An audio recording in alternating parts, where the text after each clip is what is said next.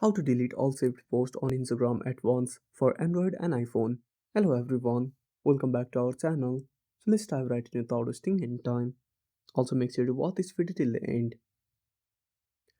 The process is same for both iPhone and Android. So first of all open up Instagram on a device. Now tap on profile at the bottom right corner.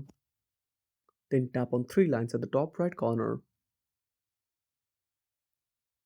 Now scroll down. Then under how you use Instagram, simply tap on saved. Now tap on all posts. Then tap on three dots at the top right corner. Then tap on select. Now select all of the posts. Then tap on unsave. Again click on unsave. And that's it. Thanks for watching. Make sure to subscribe our channel and hit the bell icon. See you in the next video.